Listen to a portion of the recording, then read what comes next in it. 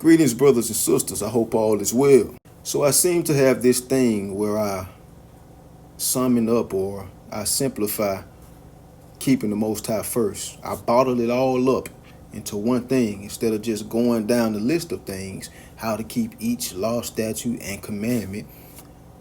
I wrap it up. I wrap it all up into one pie. You know what I'm saying? I don't form little pieces of the pie. I wrap it up into one pie. Now, while being in this truth can be pretty tough at times, you know what I'm saying, due to constant spiritual attacks or, every now and then, or frequent spiritual attacks or, disdain from the world, etc. And which is not supposed to be easy anyway, because this is the way to salvation and of salvation. And it's not supposed to be easy because in life, in many areas, things that are good don't come too easy. And hell, sometimes they don't come at all. Whether it's due to you not applying yourself to be able to achieve those things, or, you not deserving those things, or the Most High just don't have that in his plans for you. You know what I'm saying? Sometimes they don't even come. So that pie that I was speaking of is fearing the Most High. Everything that you do, the law, statutes, and commandments, praying, studying to show yourself approved, fasting, all that is wrapped up into one pie, and that pie is called fearing the Most High.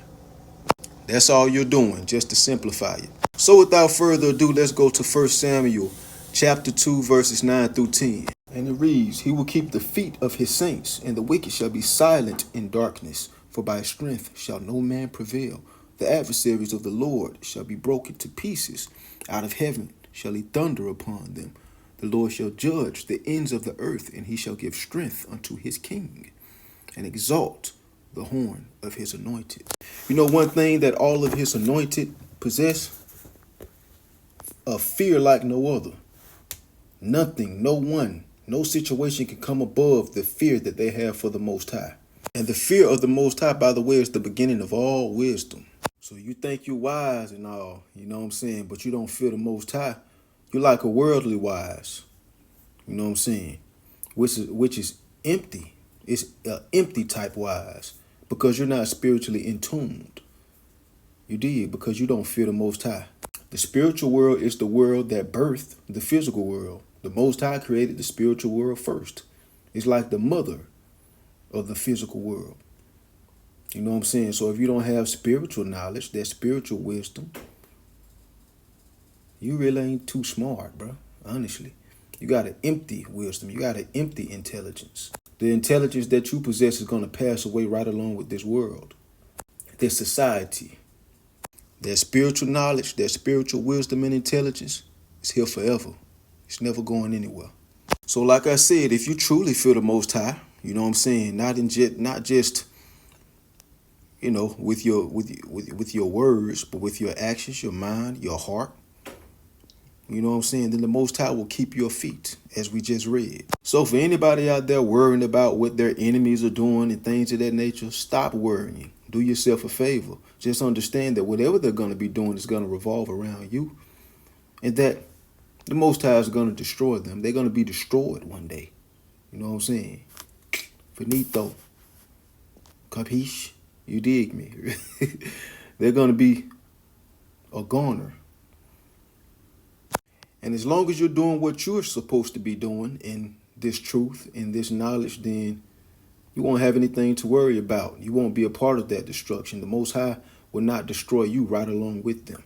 Let's go to the book of Malachi, chapter 4, verses 1 through 3.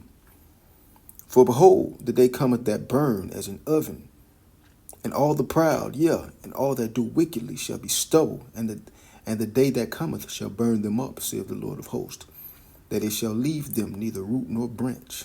But unto you that fear my name shall the Son of Righteousness arise with healing in his wings, and ye shall go forth and grow up as calves of the stall, and ye shall tread down the wicked, for they shall be ashes under the soles of your feet, in the day that I shall do this, saith the Lord of hosts."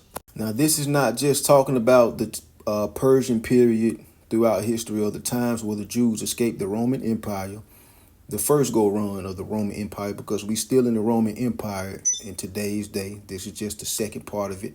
And there it's on its hind legs. It's about to be destroyed by the Most High, by the way. But it's not just talking about that. You can also apply that to the prophecy that has not partaked. That has not happened yet.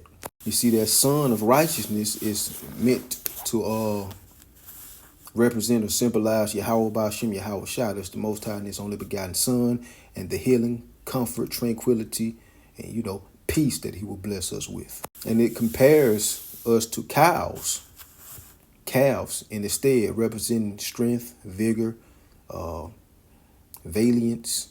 You know what I'm saying? Just imagine, when you put the cows up and things of that nature, and they're in the barn or wherever you keep them, and they're bottled up. You know what I'm saying? They're basically in a cage. But when you let them out to roam free on the pasture, you better not be in their way when you open that door.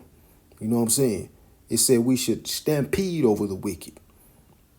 So the wicked better not be in front of that herd that the Most High compares us to, because they just going to get stomped on. You know what I'm saying? Destroyed.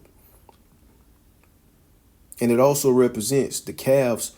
When calves, they get let out the stead or whatever the case may be, and they go and enjoy it and eat the grass, as much grass as they want. That represents abundance, joy, happiness for us. You think those cows are sad when they finna go on the damn buffet feast full of grass and hay or whatever else they eat? Hell no, they happy. That's why the Most High compared us to that. We're going to stampede whoever's in our way, the wicked.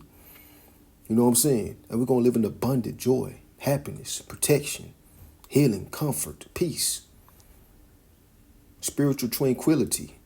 You know what I'm saying? We're going to rule. That's why I say you can compare this to the prophecy that hasn't happened yet. The prophecies and revelations, you know what I'm saying, and things of that nature. The book of Sirach, second Esdras, things of that nature. Isaiah, Jeremiah, you know what I'm saying? So I just wanted to bring that up. Also, the stead represents captivity. That's what we're in now. Once we get let out, unstoppable, abundantly happy. A happiness that nobody can stop. A people that nobody can stop.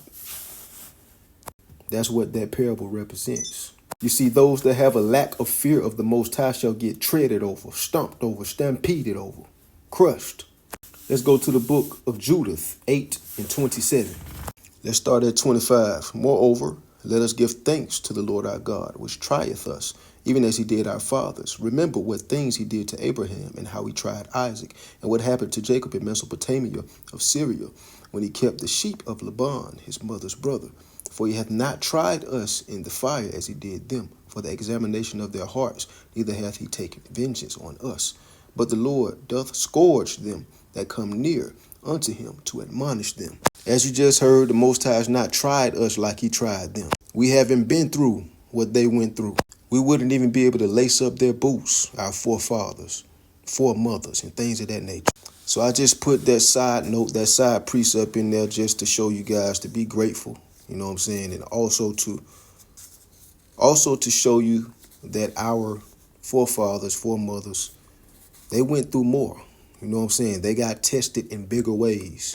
So be grateful. But understand at the same time that the Most High will test you and try you as gold in the fire. As you grow stronger in this knowledge, the closer you're supposed to get to the Most High. The more you fear Him, the lack of fear causes destruction upon yourself. Book of Sirach, chapter 15, verse 19. And His eyes are upon them that fear Him, and He knoweth every work of man. So the Most High is watching over and protecting them that fear Him. The more you fear, the better. The more you fear Him, the better. Now let's read verses 11 through 20. Say not thou, it is through the Lord that I fell away, for thou oughtest not to do the things that He hateth. You shouldn't do what the Most High hates. That's your will, not His. Say not thou, He hated. Say not thou, He hath caused me to err, for He hath no need of the sinful man. He didn't tell you to commit that wickedness. You did that yourself. He has no need for you. If you make that a practice.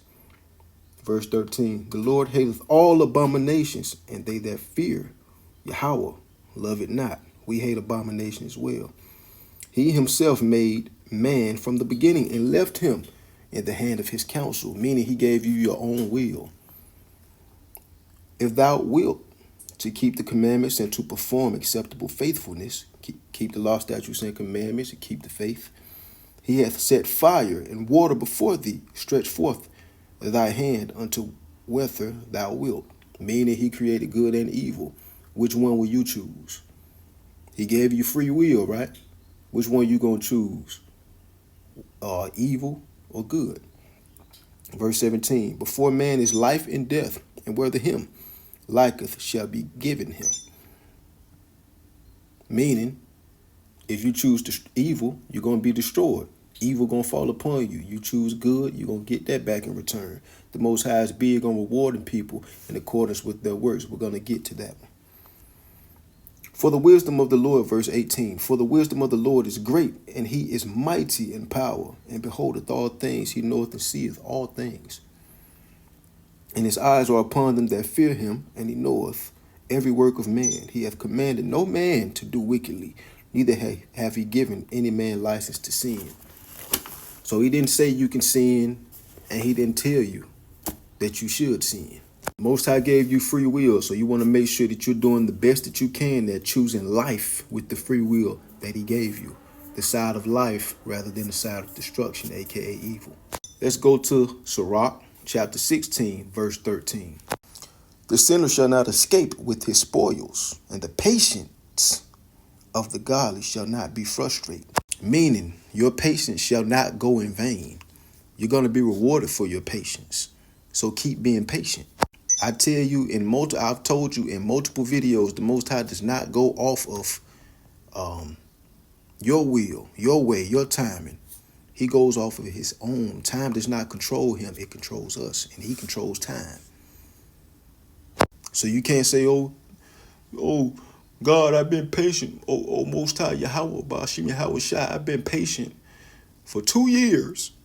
When is it going to happen? You can say it. You can beg and plead with the Most High.